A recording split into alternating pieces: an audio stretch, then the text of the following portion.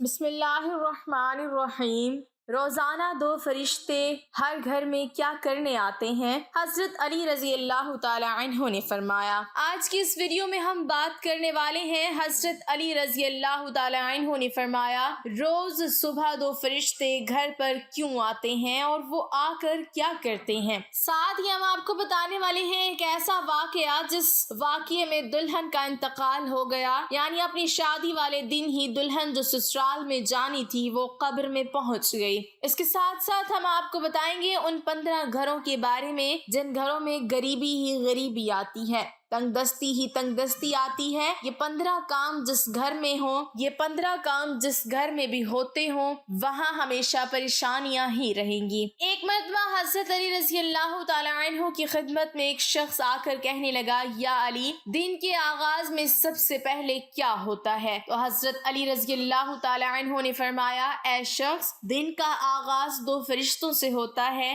ایک فرشتہ گھر گھر جا کر دعا کرتا ہے اور دوسرا فرشتہ گھر گھر جا کر التجا کرتا ہے۔ تو وہ شخص کہنے لگا، یا علی، کس بات کے لیے فرشتہ دعا کرتا ہے اور کس بات کے لیے التجا کرتا ہے؟ تو حضرت علی رضی اللہ تعالی عنہ نے فرمایا، میں نے اللہ کے رسول صلی اللہ علیہ وسلم سے سنا کہ صبح سے پہلے دو فرشتے زمین پر آتے ہیں اور گھر گھر جا کر دیکھتے ہیں جس گھر میں کوئی ایسا بندہ ہوتا ہے جو اللہ کی مخلوق پر خرچ کرتا ہے، اپنے عزیز و اقارب پر خرچ کرتا ہے، اپنے گھر والوں کی ضرورتوں کو اپنا فرض سمجھتا ہے، تو ایک فرشتہ اللہ کے دربار میں دعا کرتا ہے کہ اے اللہ، اس کے ہاتھ کو کبھی تنگ مت کرنا، اس کی نعمتوں کو بڑھاتے رہنا تاکہ یہ ایسے ہی اپنے عزیز و اقارب اور گھر والوں پر خرچ کر سکیں۔ اور دوسرا فرشتہ ڈھونڈتا ہے کہ کہیں کوئی گھر ایسا تو نہیں جس گھر میں کوئی ایسا شخص ہو کہ وہ اپنے گھر والوں پر، عزیز و اقارب پر مال خرچ نہیں کرتا ہو اور وہ چھپا کر رکھتا ہو، یعنی اللہ کی مخلوق پر خرچ نہیں کرتا ہو۔ یاد رکھنا، جب وہ کسی ایسے انسان کو دیکھتا ہے جو اپنے مال کو اکٹھا کر کے انسانوں سے چھپا کر رکھتا ہے، تو وہ دوسرا فرشتہ اللہ کے دربار میں فریاد کرتا ہے، اے اللہ، اس بندے سے اس دولت کا سخت حساب لینا اور اس بندے کو دنیاوی دولت سے محروم کر دے، کیونکہ یہ اپنی دولت تیرے بندوں پر خرچ نہیں کرتا، اپنے گھر والوں اور عزیز و اقارب پر اپنے مال کو خرچ نہیں کرتا، ان کو اپنے مال سے محروم رکھتا ہے، اور یوں عزیز و اقارب پر خرچ کرنے والا دنیا میں فراوانی اور آخرت میں عظیم اجر پاتا ہے، اور جو دنیا میں اپنا مال اپنے عزیز و اقارب پر خرچ نہیں کرتا تو وہ دنیا میں رسوائی اور آخرت میں سخت عذاب دیکھتا ہے۔ طارق محاربی رضی اللہ تعالی عنہ بیان کرتے ہیں کہ ہم مدینہ آئے تو آپ صلی اللہ علیہ وسلم ممبر پر کھڑے ہو کر لوگوں کو خطبہ دے رہے تھے اور فرما رہے تھے کہ دینے والے کا ہاتھ برتر ہوتا ہے، خرچ کرنے کے معاملے میں اپنے اہل و عیال سے ابتدا کرو، یعنی اپنے ماں باپ، بہن، بھائی، اور پھر ان لوگوں سے جو درجہ بدرجہ تمہارے قریب تر ہوں۔ حدیث اس بات کی طرف رہنمائی کرتی ہے کہ انسان کو چاہیے کہ اس کا ہاتھ اوپر ہی رہے، بائیں طور کہ وہ اپنے حالات اور استطاعت کے بقدر خرچ کرنے اور احسان کرنے والا بنے، نہ کہ لینے اور مانگنے والا، کیونکہ صرف و خرچ کرنا ہاتھ کو بالا تر کر دیتا ہے۔ اسی طرح انسان کو چاہیے کہ وہ خرچ کرنے میں اپنے عزیز و اقارب اور رحمی رشتہ داروں سے ابتدا کرے اور جیسے بھی ہو سکتا ہو ان کی دلجوئی کرے، اور اس سلسلے میں اہم ترین رشتہ داری سے آغاز کرے، چنانچہ ماں سے شروع کرے، کیونکہ وہ ابتدا کے لحاظ سے باپ پر مقدم ہے اور بہن بھائی پر مقدم ہے۔ اسی طرح اس کے رشتہ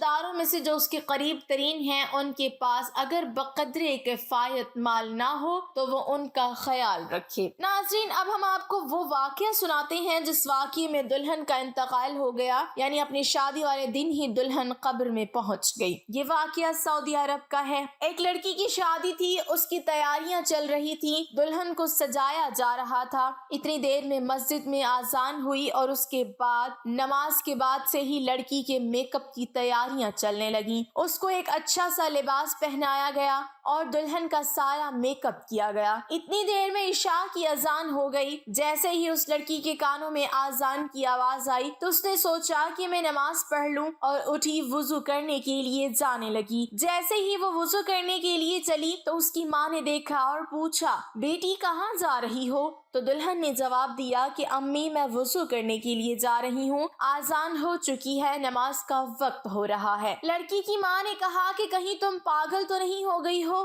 نیچے سارے مہمان بیٹھے ہیں، تمہارا انتظار کر رہے ہیں. تم وضو کرو گی تمہارا میک اپ خراب ہو جائے گا، تم پھر اچھی نہیں دکھو گی، سب لوگ تمہارے بارے میں کیا سوچیں گے؟ اس دلہن نے کہا کہ امی لوگ کیا کہیں گے مجھے نہیں پتا، مجھے اپنے رب کو راضی کرنا ہے. اتنا کہہ کر لڑکی وضو کے لیے چلی گئی. اس نے وضو کیا اور نماز کے لیے جانے لگی. وضو کرنے سے اس کا سارا میک اپ اتر چکا تھا، لیکن لڑکی کو اس بات کی کوئی بھی فکر نہیں تھی. اسے تو ڈر تھا اپنے رب کا. لڑکی نماز پڑھنے کے لیے کھڑی ہو گئی اور نماز ادا کرنے لگی. جیسے ہی اس نے آخری سجدہ کیا تو وہ اٹھ نہ سکی اور سجدے میں ہی اس لڑکی کا انتقال ہو گیا. جب کافی دیر بعد بھی دلہن نیچے نہیں پہنچی تو ماں کو فکر ہوئی. وہ کمرے میں گئی، دیکھا تو دلہن سجدے میں ہے. کافی دیر کے بعد بھی جب وہ سجدے سے نہ اٹھی تو ماں قریب جا کر اسے ہلانے لگی. جیسے ہی دیکھا تو پتا چلا کہ لڑکی کا انتقال ہو گیا ہے تو وہ ماں پھوٹ پھوٹ کر رونے لگی. ناظرین، یہ جو پیارا سا پیغام ہے یہ ان لڑکے اور لڑکیوں کے لیے ہے جو دنیا میں خوبصورت بننے کے لیے اپنے رب کو بھول چکے ہیں. کسی نے کیا خوب کہا ہے کہ اسلام کی شہزادیوں کو خوبصورت بننے کے لیے کسی مہنگی کریم اور پاؤڈر کی ضرورت نہیں، 5 وقت کے وضو کا پانی ہی کافی ہے ان کی خوبصورتی کے لیے. ناظرین، اب ہم آپ کو بتاتے ہیں 15 گھروں میں غریبی، تنگ دستی اور پریشانیاں آتی ہیں. اگر آپ کے ساتھ بھی ایسا ہوتا ہے کہ آپ کی کمائی تو بہت ہے لیکن پھر بھی پیسہ رکتا نہیں ہے، پیسے میں برکت نہیں ہوتی، اگر آپ ان غلطیوں میں سے ایک بھی غلطی کرتے ہو تو اسے فوراً اپنے سے دور کر دو. انشاءاللہ آپ کے گھر سے ہر تنگی دور ہو جائے گی. گھر میں رزق کی تنگی آنے کی 15 نشانیاں. نمبر 1، لیٹتے وقت ایک ٹانگ کو دوسری ٹانگ پر رکھنا. نمبر 2، ٹوٹے ہوئے برتن استعمال کرنا. نمبر 3، بوتل کو پورا منہ یا پانی کے مٹکے کو منہ لگا کر پانی پینا. نمبر 4، پیڑ کے نیچے پیشاب کرنا. نمبر 5، ٹوٹی ہوئی کنگھی سے بال بنانا. نمبر 6، گھر میں کوڑا کرکٹ جمع کر کے رکھنا. نمبر 7، دانتوں سے ناخن کو کاٹنا. نمبر 8، فجر کی نماز نہیں پڑھنا. نمبر 9، جھوٹی قسم کھانا. نمبر 10، الٹے لیٹ کر سونا. نمبر 11، مہمان کے آنے پر ناراض ہونا. نمبر 12، عورتوں کا کھڑے کھڑے بالوں کو سنوارنا. نمبر 13، غسل خانے میں پیشاب کرنا. نمبر 14، گھر میں بڑے لوگوں کو نیچے بٹھا کر خود اوپر بیٹھنا.